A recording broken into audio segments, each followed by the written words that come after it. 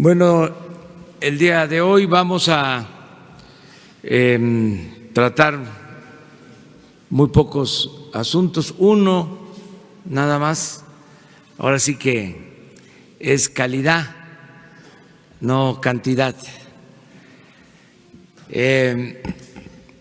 Estamos muy contentos porque ya el día de ayer se aprobaron las leyes secundarias para la Guardia Nacional. Se terminó ya todo el proceso que incluyó la reforma constitucional que fue aprobada por la Cámara de Senadores, por la Cámara de Diputados, de manera unánime. En el caso de los senadores, creo que un voto en contra en la Cámara de Diputados y también en las 32 legislaturas locales por mayoría. Eso en cuanto a la reforma constitucional. Es un hecho histórico. Y el día de ayer se terminó el proceso de aprobación de las reformas a las leyes secundarias o de la creación de las leyes reglamentarias de la reforma constitucional. Y miren,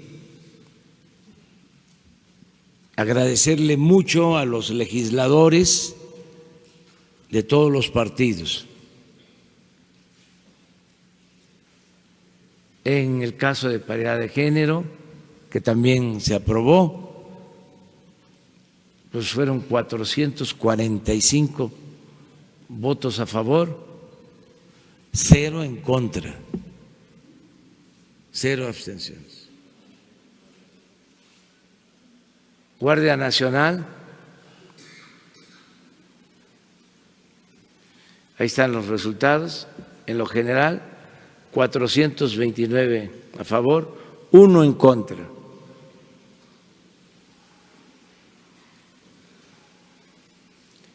En uso de la fuerza, en lo general, 436 a favor, 1 en contra. Registro de detenciones, en lo general 430 a favor, 1 en contra. Reforma a la ley del Sistema Nacional de Seguridad Pública, 428 a favor, 1 en contra. Y en ningún caso, solo en una reforma en el caso de uso de fuerza, en lo particular, 26 abstenciones, en el resto, 0 abstenciones. Fue un hecho histórico. Les informo que se están llevando a cabo ya los cursos de capacitación, de formación de integrantes de guardias para la Guardia Nacional y se inicia la operación nacional formal, aunque ya se está trabajando en algunos estados, pero a nivel nacional el día 30 de junio. Para entonces ya van a estar los primeros elementos formados, porque están ahora en capacitación. Entonces es un buen resultado, una buena noticia, porque nos va a ayudar a que se enfrente el problema de la inseguridad y de la violencia, protegiendo a los ciudadanos, que haya paz, que haya seguridad pública. Vamos ya a abrir, eso era lo que queríamos comentar. Vamos de izquierda. Buenos días, señor presidente. Urbano Barrera, del diario Ovaciones. Yo quiero preguntarle, hace unos días vino gente de Hacienda, habló de bienes asegurados. ¿Sí? Mi pregunta es, aquí se expuso el caso de Rocío Orozco, que tenía propiedades en Comodato. Preguntarle, ¿sabe usted cuántos inmuebles, cuántas propiedades están en Comodato? Hay algunas que están a 10 años, a 15, a 20, a 30. ¿Qué se va a hacer con todo eso? ¿Cuántas son?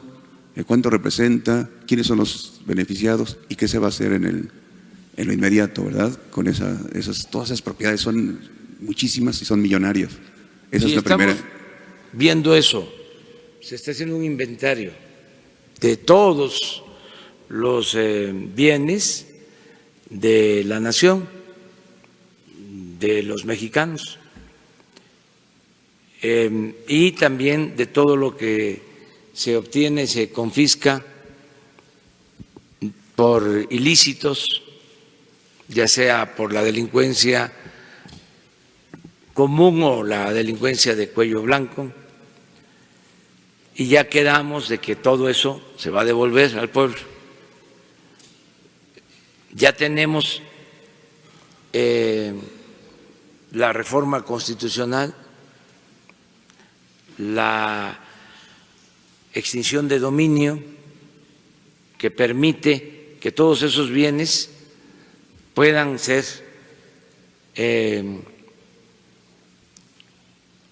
obtenidos para el desarrollo de México. La palabra confiscación no es la más correcta, porque en la misma Constitución está prohibida la confiscación, pero sí es la recuperación de bienes, y como eso no se manejaba bien, no se sabía a dónde iban a parar los bienes obtenidos, alhajas, armas, residencias, vehículos, dinero, pues ahora se está haciendo el inventario de todo lo que hay y el instituto, para devolverle al pueblo lo robado, va a darle seguimiento. Tenemos el caso, por ejemplo, de la confiscación de dinero, de dólares, que antes, según el informe que me presentaron, iba ese dinero al Banco del Ejército, a las bóvedas del Banco del Ejército, y ahora va a los ministerios públicos, a la Fiscalía General. Entonces estamos resolviendo sobre leyes secundarias para definir claramente qué destino van a tener estos bienes. Ya lo acordamos de que se tienen que devolver al pueblo, y en dónde van a quedar en custodia, que se sepa muy bien y que se transparente, que cada mes se informe de cuánto ingresa. Hoy precisamente nos informaron sobre la operación del Ejército y de la Marina en acciones de combate al narcotráfico, de cómo se están clausurando laboratorios, las llamadas cocinas y detención de personas por narcotráfico, tanto en tierra como en mar.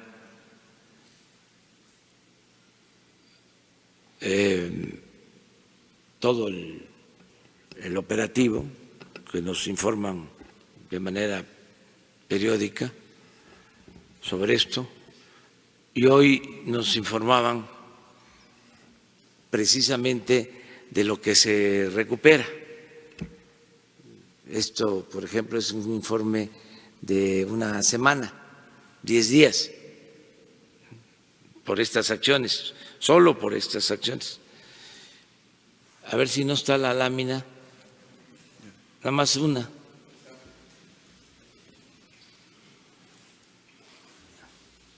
Este es del 9 al 23 de mayo. Si ven, nada más del 9 al 23, que estamos hablando de 14 días, ¿no? 4.437.000 $, 50 millones de pesos aproximados, si hago bien las cuentas. Entonces, todo esto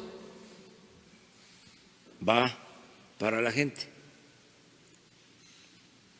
se regresa y se va a estar informando. Y ven también vehículos y armas.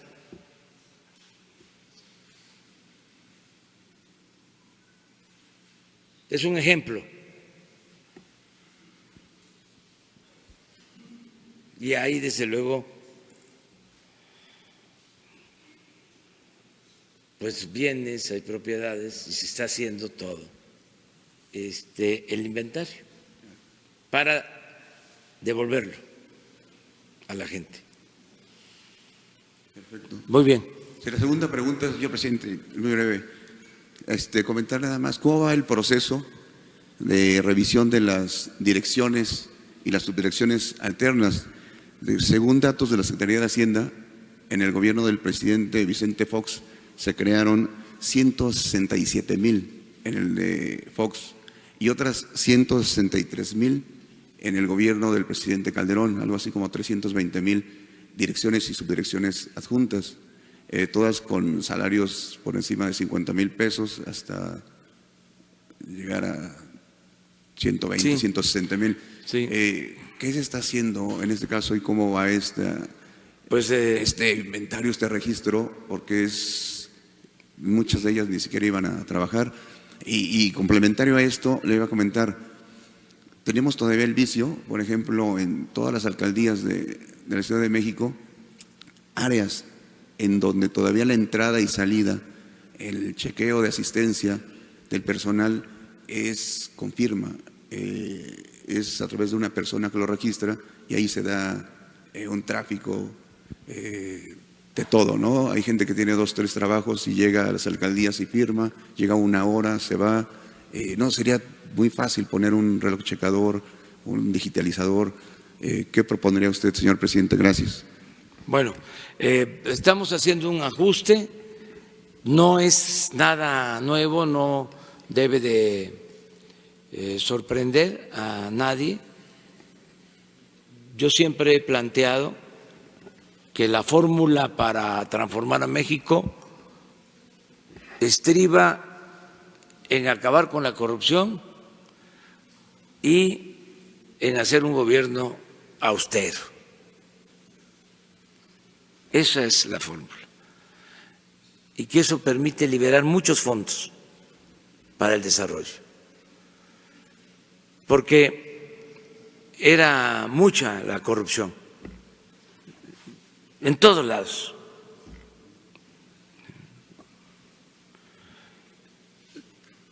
Y si se termina por completo, si no se tolera la corrupción, se liberan muchos fondos, mucho dinero.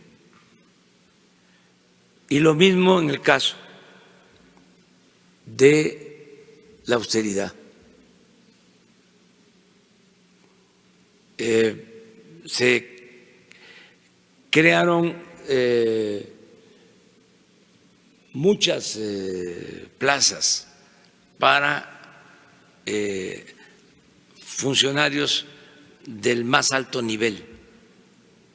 Un doble discurso, como siempre los conservadores, muy hipócritas, hablando de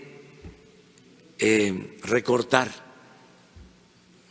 bases a trabajadores sindicalizados, hablando de que el problema de Pemex era el crecimiento de la nómina de trabajadores, o lo mismo en la Comisión Federal de Electricidad, o lo mismo con los maestros.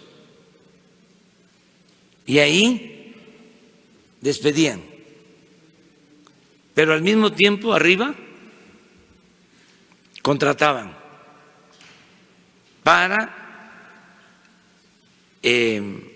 los altos mandos con sueldos elevadísimos. Entonces, ¿qué estamos haciendo? Pues estamos ajustando todo el gobierno, todas estas direcciones adjuntas que se crearon, que fueron muchísimas, no tengo ahora el dato, pero significan duplicidad. Ya había una dirección y se creó otra, pero además con sueldos más elevados. Entonces creció muchísimo el gasto corriente, no creció la economía, no hubo desarrollo, al contrario, creció la pobreza, la inseguridad, la violencia, pero sí el aparato. Entonces estamos haciendo un ajuste en este sentido, por eso la ley de austeridad republicana y pues hay quienes no quieren aceptar esta nueva política y hablan de despidos de trabajadores y ha quedado muy claro de que no se despide a trabajadores de base sindicalizados, el ajuste es arriba. Estamos cortando el copete de privilegios que había, que era mucho.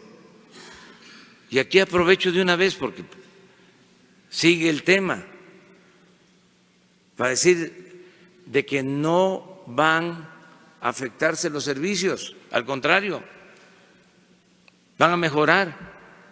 Porque ahora se convirtieron en paladines de la justicia. Ahora les preocupa mucho el que no falten los medicamentos, el que mejore el servicio de salud. Claro que nos importa, si por eso estamos haciendo estos cambios. Se quedaron callados, permíteme, se quedaron callados cuando dieron los contratos para construir hospitales en beneficio de funcionarios y de contratistas vinculados al gobierno.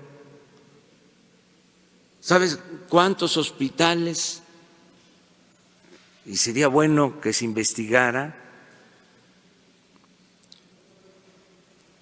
Dejaron sin terminar, centros de salud y hospitales, 270. Es un tiradero de obra por todos lados. Y en el caso de las medicinas, repito, el año pasado compró el gobierno 90,000 millones de pesos de medicamentos. 90,000 millones de pesos. Y 10 proveedores vendieron el 80%. Y 3 el 62%. Voy a pedir que el lunes esté aquí con ustedes el secretario de Salud y quiero que les expongan cómo se atendió el problema de los medicamentos para enfermos de SIDA. ¿Se acuerdan que decían que no iban a haber medicamentos? Se resolvió sin ningún problema. ¿Saben cómo lo resolvimos? Con el apoyo de científicos que voluntariamente decidieron darnos sus puntos de vista que nunca habían sido tomados en cuenta, porque era un negocio más la compra de estos medicamentos. Y ellos resolvieron de que había, por decir lo menos, una duplicidad, que se compraban medicamentos de más, caros, muy caros. Bueno, nos ahorramos más de 1,000 millones de pesos y los tratamientos son ahora mejores.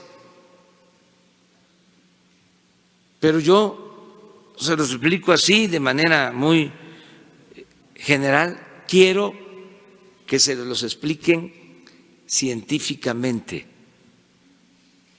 técnicamente, porque esto va a servir de ejemplo para desenmascarar a todos estos corruptos que lo que quieren es seguir robándose el dinero de las medicinas. Por eso vamos a que el lunes se haga esta exposición y les expliquen en general cómo está la situación de las medicinas. Tenemos fuertes presiones, pero vamos a resistir. No se va a permitir el huachicol en nada, ni en la compra del papel para libros, ni en las medicinas, ni en la compra de alimentos. En nada se acaba el huachicol, se termina la corrupción. Y habían hasta quienes no tenían nada que ver con la venta de medicamentos, políticos. Luego se enojan porque salen a relucir los nombres, pero ¿para qué se meten? El pueblo es mucha pieza. Es mejor que ya entiendan que las cosas han cambiado, porque nosotros no nos vamos a quedar callados. Cero corrupción. cero impunidad. Entonces, es muy bueno el debate que se está llevando a cabo. A ver, pero con él primero. Buenos días, señor presidente. Buenos días, señor presidente. Carlos Montesinos de la Hoguera. Pero entonces, ¿a qué responde lo que dicen ayer los directores de 11 hospitales especializados como cancerología, neurología, el infantil, de que sí hay una afectación en los recursos, en los medicamentos, en cancerología, por ejemplo, los cuidados paliativos ya se ven afectados, se están teniendo que recortar los números de citas, de atenciones? ¿A qué responde si usted mantiene esta postura? ¿Dónde está ese dinero? ¿Dónde están esos recursos? Habría que revisar, pero los institutos tienen presupuesto suficiente. Les diría que son de los hospitales con más recursos. Claro, bien merecido, son institutos de excelencia, son institutos de dimensión mundial, así como se atienden esos institutos, así como se tiene presupuesto en esos institutos, así quisiera, y ese es mi propósito, que haya atención médica en centros de salud, en las comunidades pobres, que no falten los médicos, que no falten los medicamentos, y en todos los hospitales. Entonces, si hay falta de medicamentos o de equipos en los institutos, de inmediato se resuelve, porque hay presupuesto. Además, que quede también absolutamente claro, para la salud del pueblo, para la educación del pueblo, no hay límite en cuanto a presupuesto. Sería una contradicción que un gobierno que surge de un movimiento popular, que estamos a favor de combatir la pobreza, de atender a todos, de escuchar a todos, de respetar a todos, pero de darle preferencia a los humildes, de que por el bien de todos, primero los pobres, no destinemos recursos para la salud o para la educación. Sí, ayer hablé, lo vuelvo a decir, el compromiso es que vamos a tener en el sexenio un sistema de salud pública como el de Canadá, como el de los países nórdicos. Es el compromiso. Atención médica, medicamentos gratuitos, centros de salud, hospitales suficientes, no saturados, buenos equipos, buenos laboratorios, médicos suficientes, especialistas, no solo en las grandes ciudades, sino donde hay hospitales de especialidades en las zonas apartadas y que necesitamos tener especialistas y medicinas y no cuadro básico, todas las medicinas. Ese es el compromiso. Pero son muchos los intereses. Yo nada más les recuerdo, para documentar sobre el porqué de esta polémica y el porqué de este asunto. El presidente Obama inició una reforma de salud en Estados Unidos y no pudo por los intereses creados alrededor de todo lo que tiene que ver con la salud. Nosotros vamos a poder, ¿eh? Nosotros vamos a poder, vamos a dar el ejemplo mundial en eso y en otras cosas. Tienen que ser liberados los 2.400 millones de pesos de Hacienda. ¿Eso se va a ordenar, presidente? Sí, pero no hay congelamiento de recursos. Son inventos. El lunes les informan, el lunes que venga el secretario de Salud, es más, hoy mismo les informan. Es que lo voy a volver a decir, que parece que no se entiende. Hay presiones. Sí, hay presiones de los que venden las medicinas.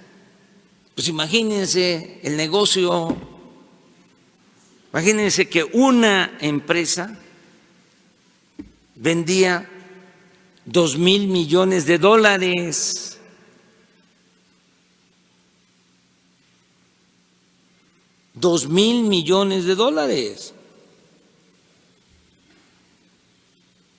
Ese es el problema. Y pues hasta vinculación con medios de información, pero ya no quiero seguir hablando de estos asuntos porque luego se enojan mucho, pero ¿También se vincula al maestro director del instituto con irregularidades? No, es que ¿Los que fueron a pedir los recursos? sí, por falta de información. ¿Los directores tienen falta de información? Sí, es posible que tengan falta de información.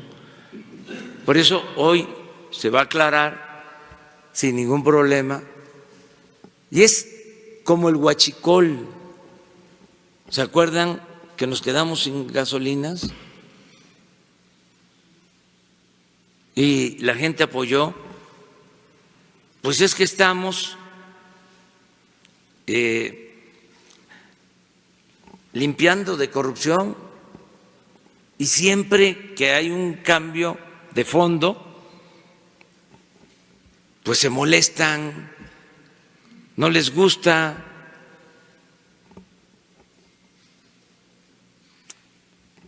Imagínense cómo vamos a dejar sin medicina a los enfermos, y ahora, y por eso es muy interesante, ojalá y no paremos estos debates, porque dan pie a que todos participemos y se conozcan más las cosas. Yo le voy a pedir a Jesús que hoy mismo con Hacienda, la oficial mayor de Hacienda, que es la encargada de compras, ustedes no saben cuántas presiones recibe, tiene todo mi apoyo, Raquel Buenrostro, porque ¿cuánto compra el gobierno? Como $1 billón de pesos.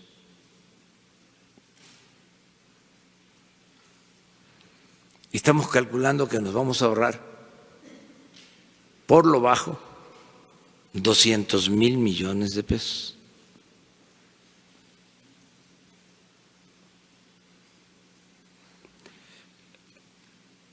Y ahí viene los cambios en la Comisión Federal de Electricidad, porque también allá hay huachicol. De una vez se los adelanto. Se acaba el huachicol en las medicinas, en el tráfico de medicinas, se va a terminar. Y también el huachicol en la educación, que hay también. Que Raquel les informe sobre todo el plan de adquisiciones y en particular sobre las medicinas. Y esto va a ayudar mucho a que haya información.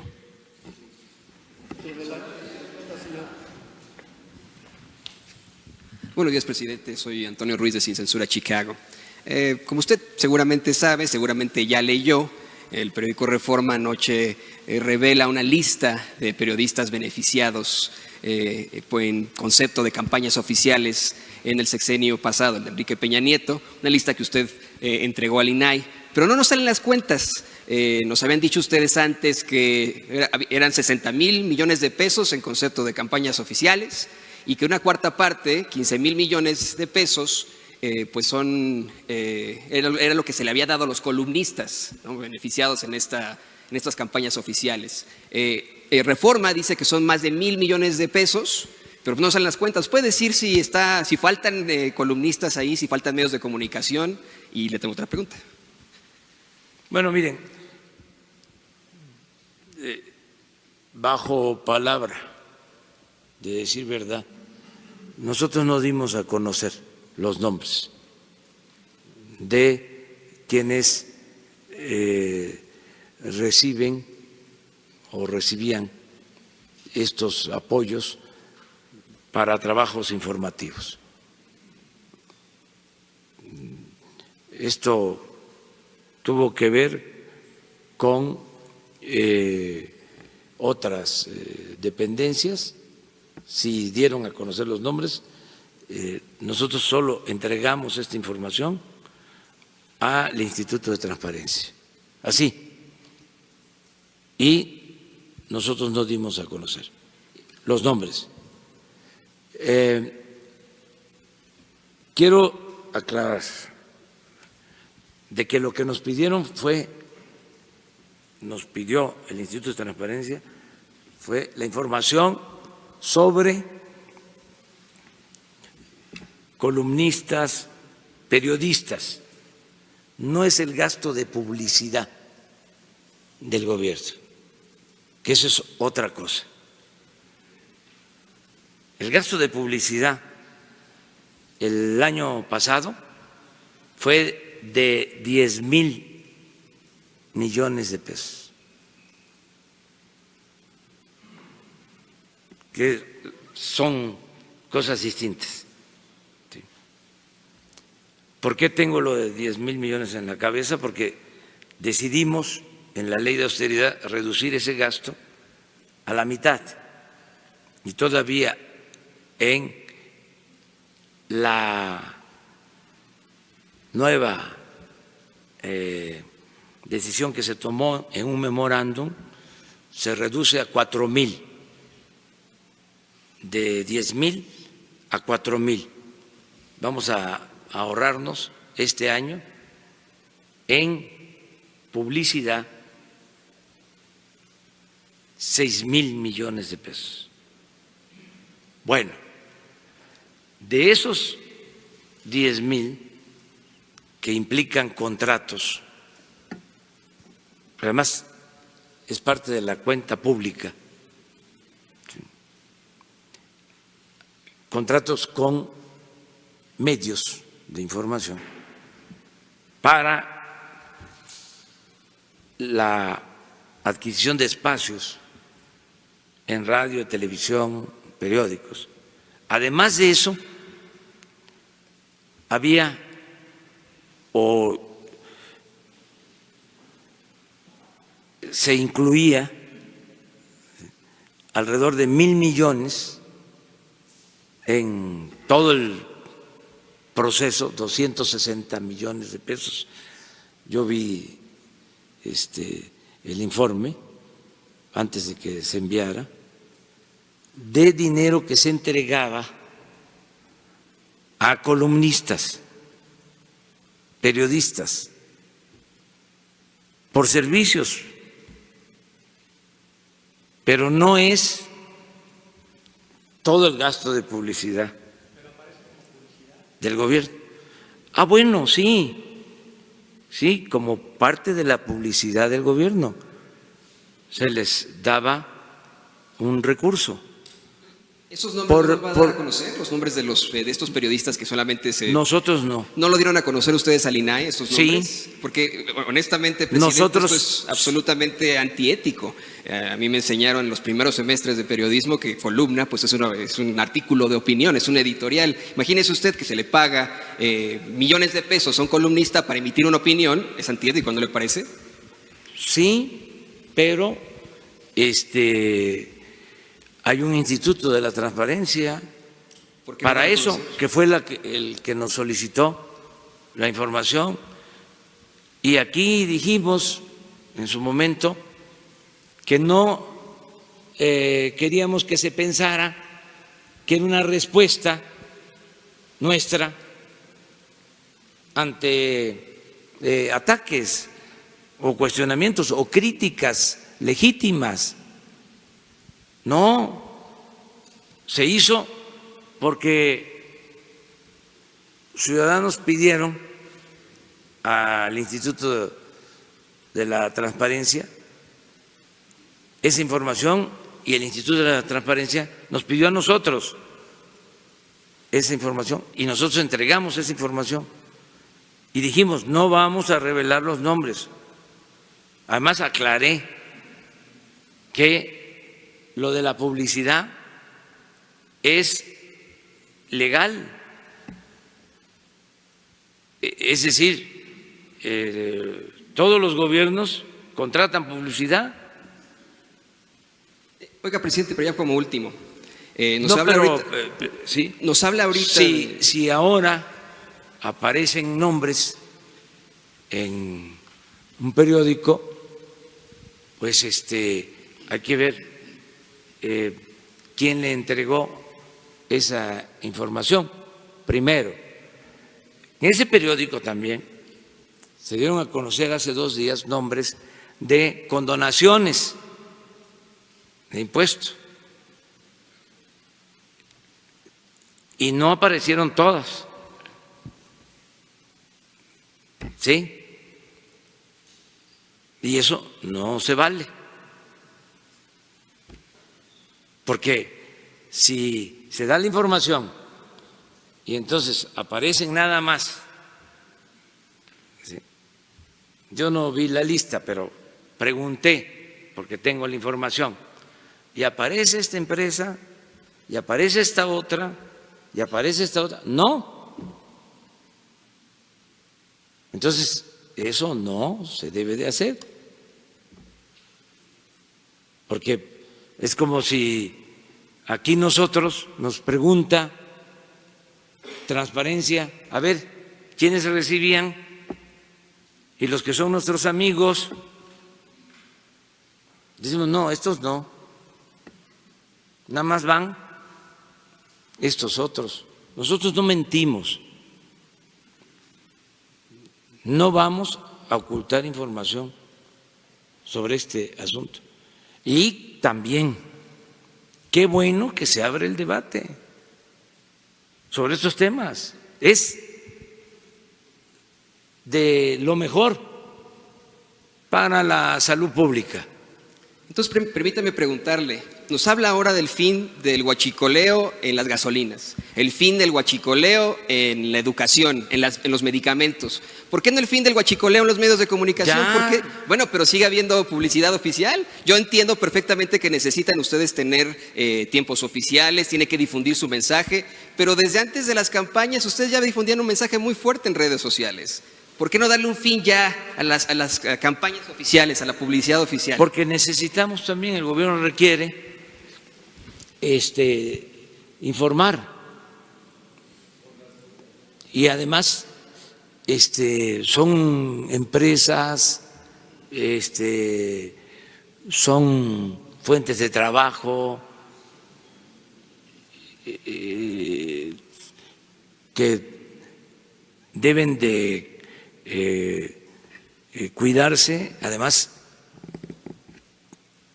por ley, nosotros tenemos derecho a informar, es garantizar el derecho a la información, y se hace a través de las redes sociales y se hace a través de todos los medios, pero se van a seguir haciendo contratos de publicidad con medios transparentes, explicando, ¿sí?, por qué a los medios convencionales, no convencionales, de acuerdo a la cobertura, al alcance que tienen, si son medios de periodistas, hay que apoyarlos,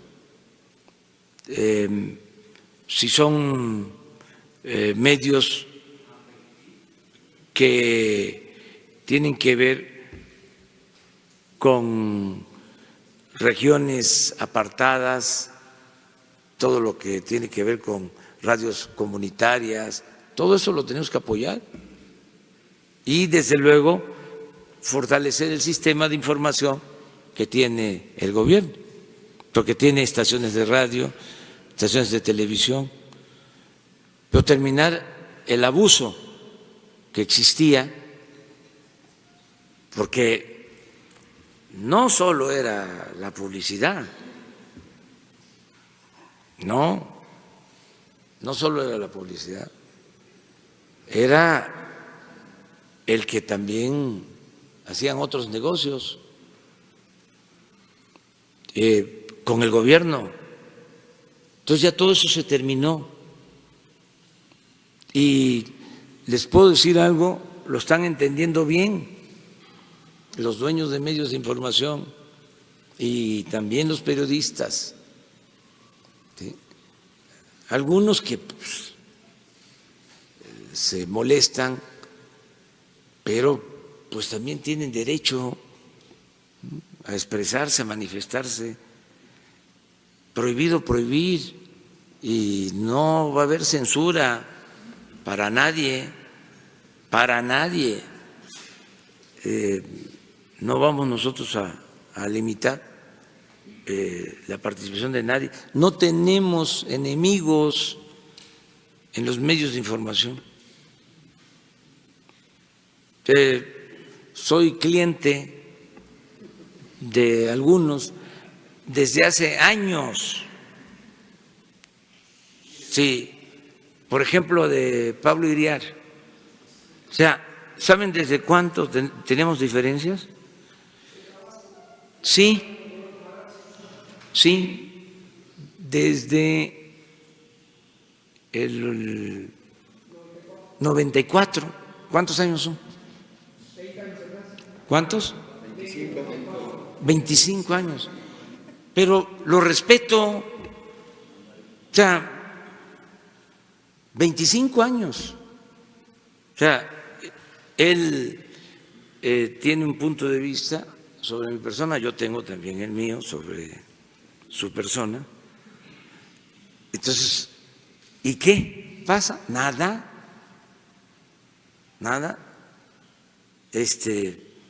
Todos los días, ¿no?, soy cliente, pero pues lo entiendo. Él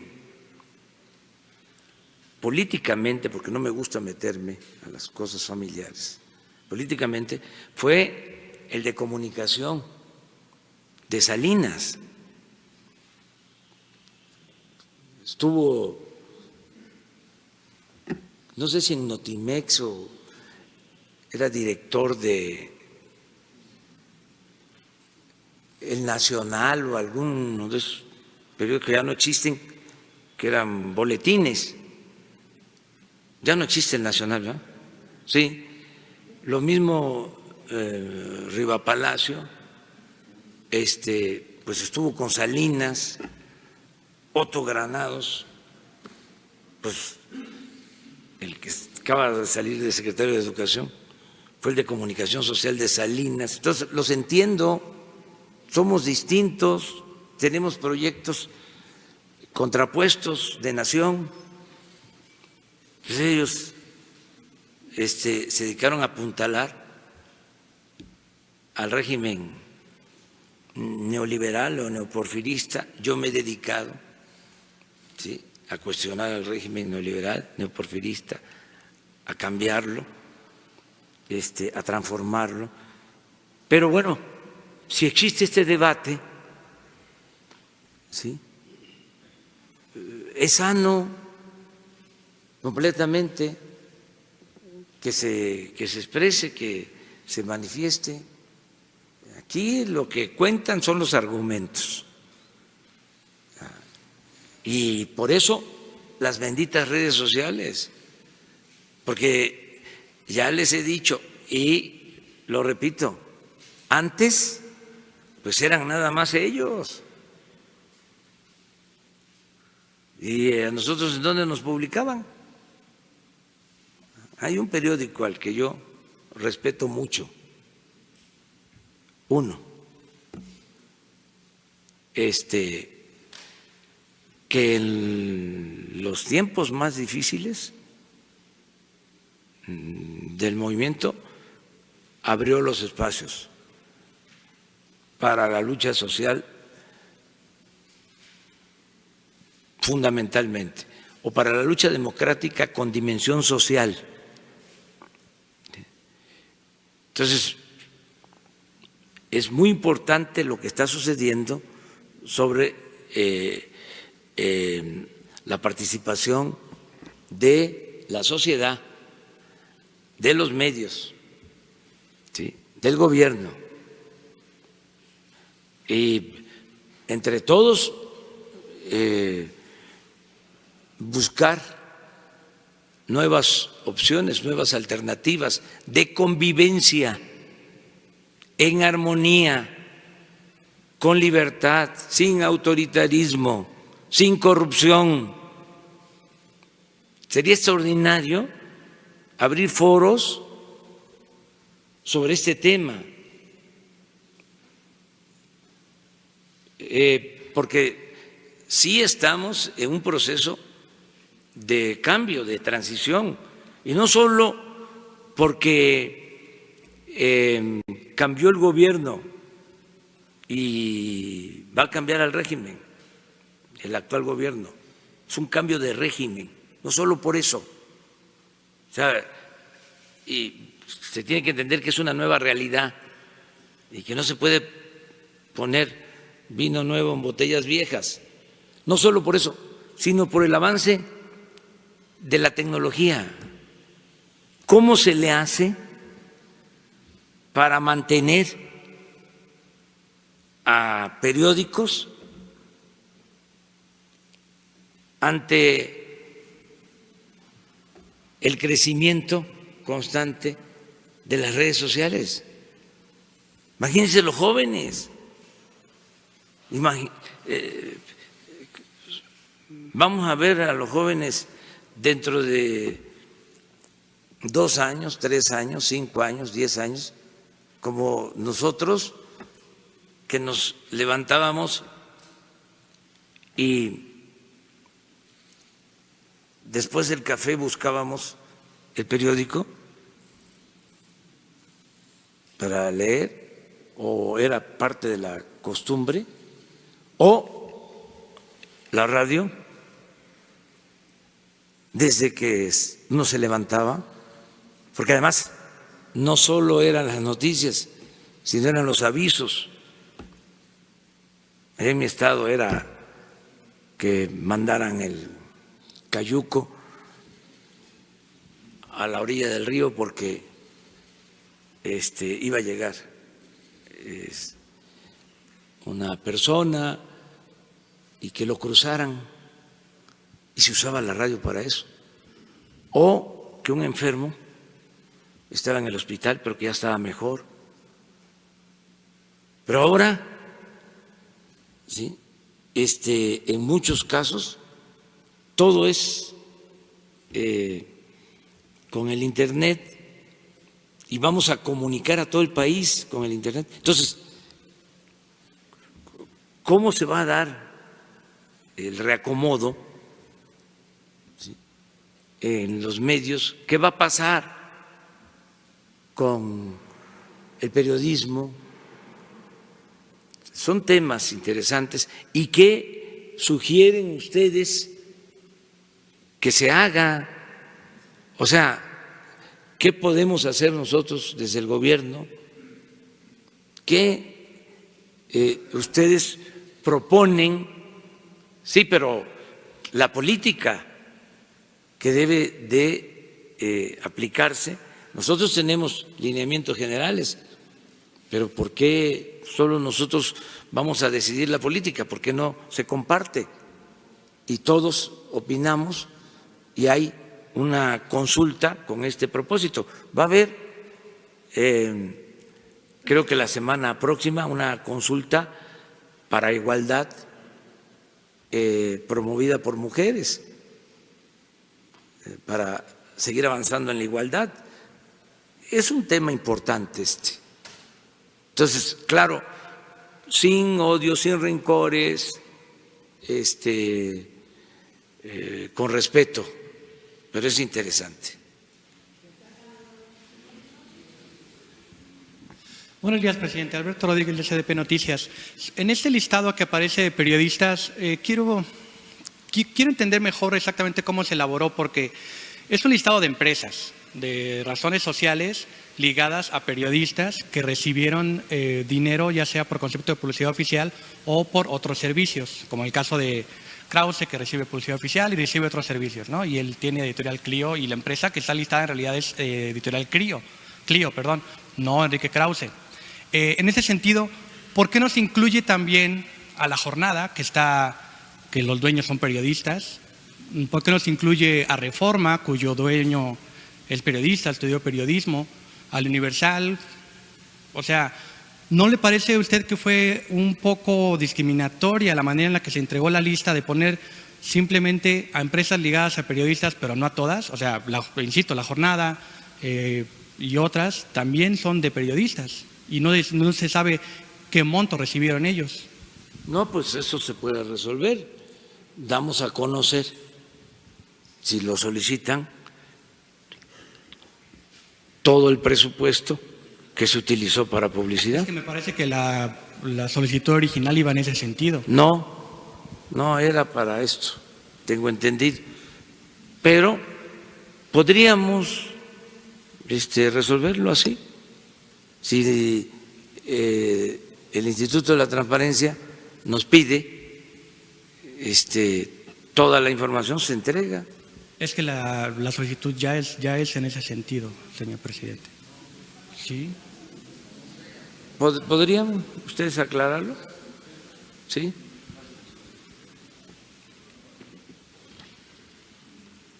Con permiso. Buenos días. Se han hecho varias solicitudes de información. La primera, que fue la que se respondió, porque también se recurrió al Instituto de Transparencia y ordenó que se liberara la información. Entonces, nosotros estamos atendiendo todas las solicitudes, hay más de 50, y hay una solicitud que incluye toda la información que están señalando de todos los contratos de publicidad. Y nosotros tenemos esa información, en la medida en que se está solicitando, se está entregando tal como se está solicitando. Entonces, por supuesto que está ya la entrega, se va a hacer entrega de esta información, está preparada. Entonces, igual todos los detalles de por qué se incluyó, se ligó a periodistas con empresas, porque pertenecen a los consejos de administración, forman parte de la empresa. Entonces, esa es la manera por qué se definió así y se lo relacionó con los contratos. Así como algunos sitios web, etcétera, que tienen también relación con periodistas en lo particular. O sea, para contestar tu pregunta, ya viene toda la información. tenía otra pregunta. A ver, otra. Acaba de salir el resultado del Producto Interno Bruto en el primer trimestre y es una contracción de 0.2% en comparación al trimestre inmediato anterior. Esto daría, con ese resultado es casi imposible que se logre el crecimiento de 2% en este año. Vamos a esperar. Ya se fue la cuarta parte del año. Sí, pero todavía queda tiempo y hay, por otro lado, buenas noticias. Está creciendo la inversión. Lo dije ayer, tenemos fortaleza en nuestra moneda, se aprecia el peso más que otras monedas en el mundo, se fortalece el peso y hay estabilidad en cuanto a inflación y va a haber más crecimiento, va a haber mucho más crecimiento. Entonces vamos a esperarnos. Es que todavía está hecha la apuesta. O sea, no me estoy echando para atrás. O sea, además vamos a esperarnos. Vamos a esperarnos a que termine el año. Perro no come carne de perro. Ningún periódico ha publicado lo que aquí se ha ventilado de que reciben periodistas moches, dinero, pero realmente aquí ninguno es fifí. ¿Quiénes son los de Lampa? ¿Quiénes son los fifí? Porque aquí nos tachan de fifí, nos dicen fifí, tenemos 30 años de conocernos, yo soy fifí. No, tú no eres fifí, o sea. Entonces, ya dije, a ver, voy a definir de nuevo lo de fifí. Señor presidente, y usted aspira a que tengamos salud de primer mundo, pero no tenemos vacaciones de primer mundo ni maternidad para las damas de primer mundo, porque en esos países la maternidad es de un año, aquí es de 60 días. Las vacaciones son de 6 meses y aquí son de 10 días. Sí. Vamos a tener esas... Vamos hacia el estado de bienestar que hay en los países nórdicos. En efecto, allá son bien populistas. ¿Saben qué hay allá? Con los nórdicos, los suecos, en Noruega, en Dinamarca, países populistas, la salud es de calidad y es gratuita. La educación es de calidad y es gratuita. Se garantiza el derecho a la pensión, no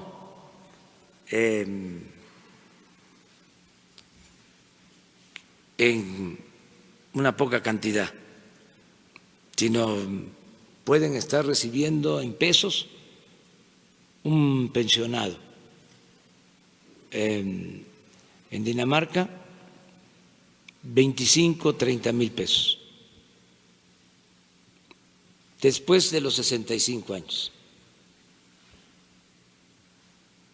¿Saben por qué han podido alcanzar eso? Porque no hay corrupción, ni en Suecia, ni en Dinamarca, ni en Noruega. No hay corrupción. Y también no hay violencia. Entonces, es muy sencilla la fórmula, que no haya corrupción. A ver, les pregunto, ¿dónde creen ustedes que hay más multimillonarios? ¿En Suecia, en Dinamarca, en Noruega o en México? ¿Dónde creen que hay más desigualdad. Entonces, por eso el cambio, por eso la transformación. Vamos poco a poco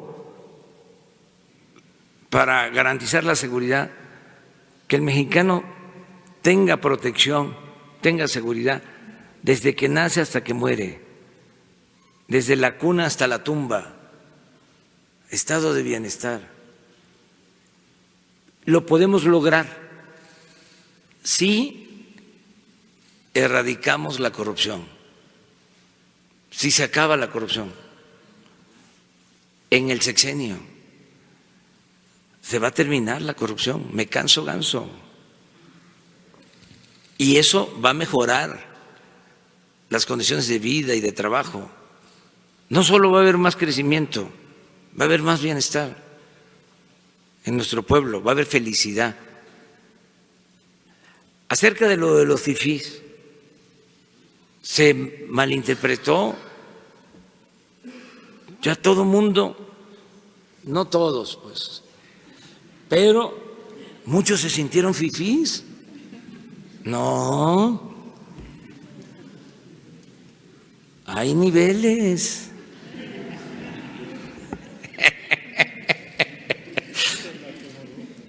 El fifí es como el junior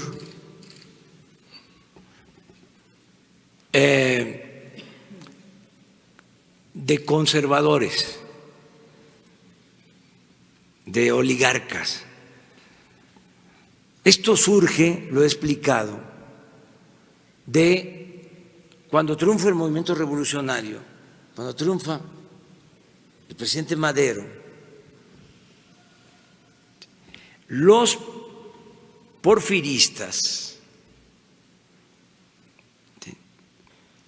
no todos, pero sí en su mayoría, de la oligarquía, sus familias, pues rechazan al presidente Madero, lo rechazaban hasta los propios miembros de su familia. Su abuelo Evaristo le escribió una vez una carta a Porfirio Díaz diciendo: estamos muy apenados con usted, presidente. Este nieto, Francisco, está muy mal, queriendo quitarle el poder. Nos preocupa con decirle que es hasta espiritista. Bueno, ese pensamiento conservador se expresa de manera intensa y burda cuando gobierna el presidente Madero, que quería la democracia, un hombre bueno. Entonces, cuando empieza la represión impulsada por ellos y desde luego permitida por un embajador de Estados Unidos, cuyo nombre es preferible olvidar, el peor embajador que ha habido en México, de los Estados Unidos, y otros grupos de intereses creados.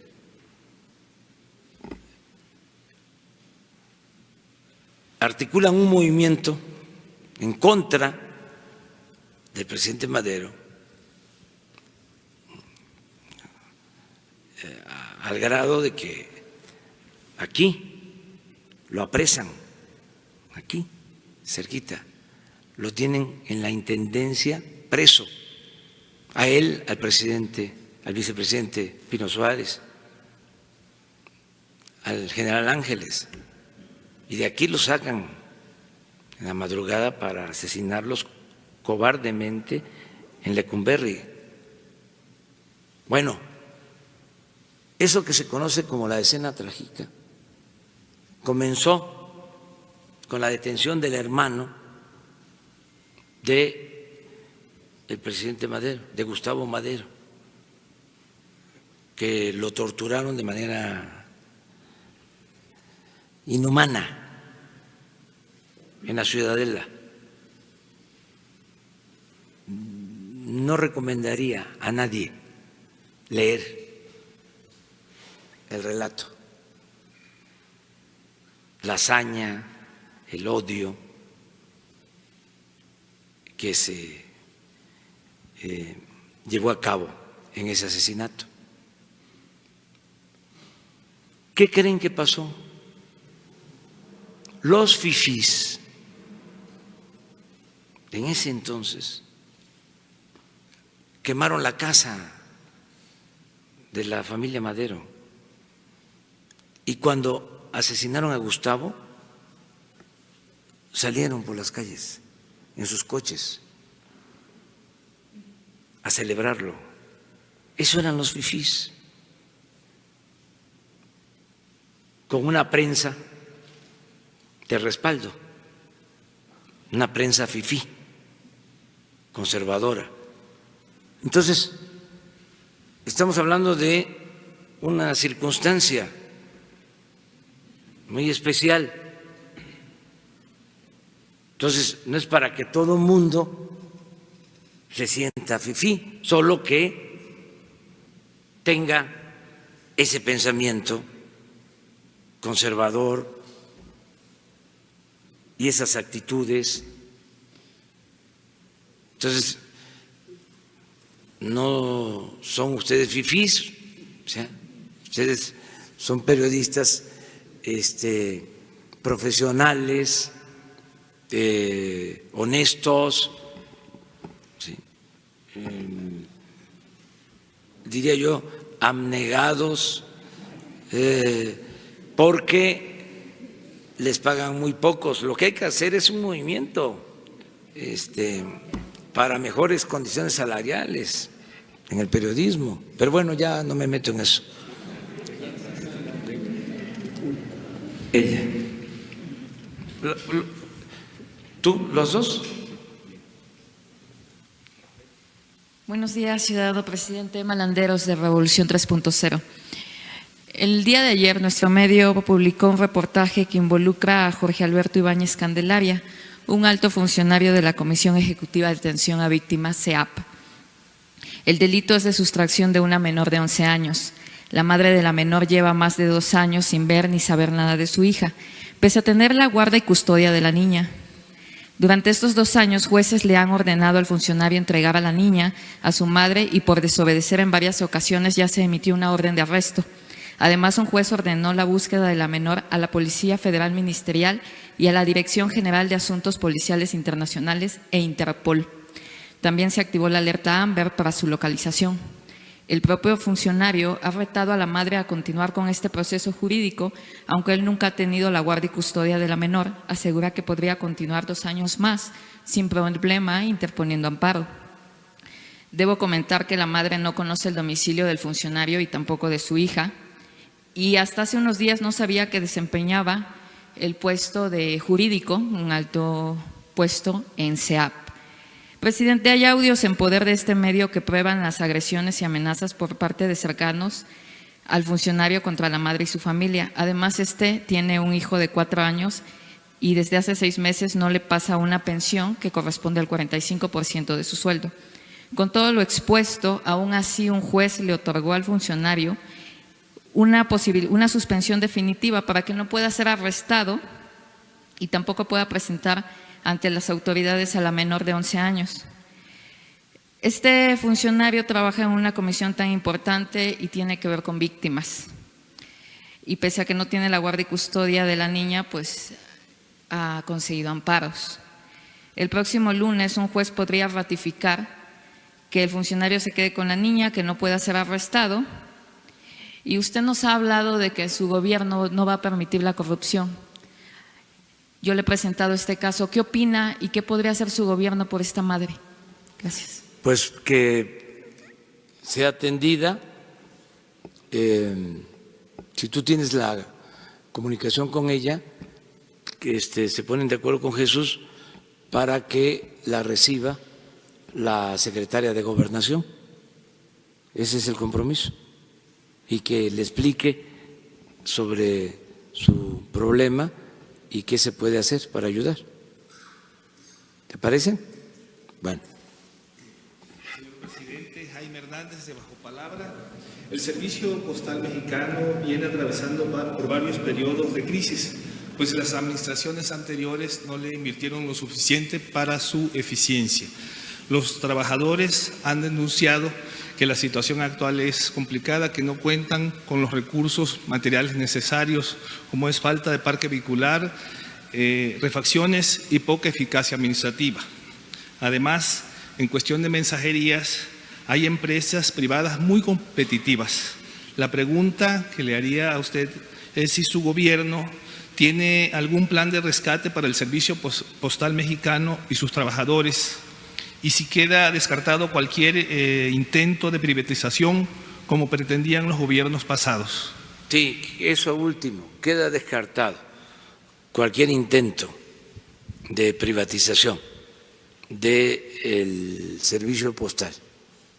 Eso lo puedo afirmar. Y vamos a ver, voy a revisar, voy a pedir un informe de cómo está la situación de los trabajadores. No se va a despedir trabajadores, no hay privatizaciones, eso que quede muy claro. No se va a continuar con la misma política antipopular y entreguista. Eso queda de manifiesto. Me tengo que ir porque voy a Zacatecas, voy a Pinos, Zacatecas, y luego voy a San Luis Potosí. Hoy son 2 actos. Mañana voy a Guanajuato.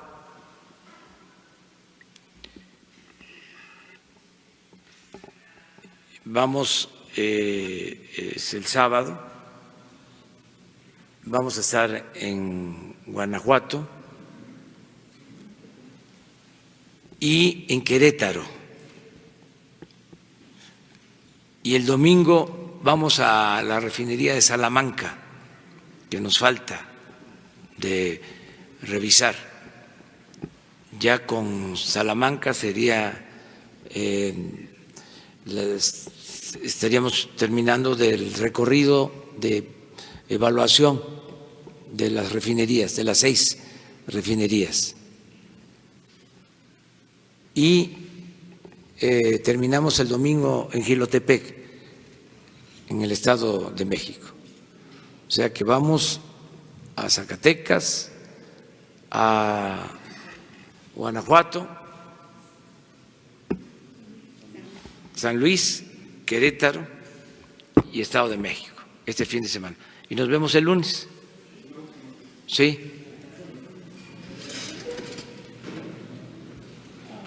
Gracias, presidente. Daniel Blancas, de Crónica. Hoy, presidente, documentamos cómo se ha desmantelado, usted sabe que es un tema al que yo le he dado mucho seguimiento, cómo se ha desmantelado el CREFAL, este organismo internacional que albergará o coordinará las 100 universidades del bienestar.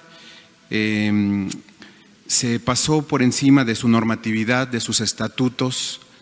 Usted sabe también que es un organismo que tiene representación de otros países de América Latina. Entonces, se anuló su normatividad para albergar este proyecto, que usted sabe que desde hace 70 años está destinado a la alfabetización de personas en América Latina. Se borró de su página de internet su historia, las publicaciones, su acervo bibliográfico,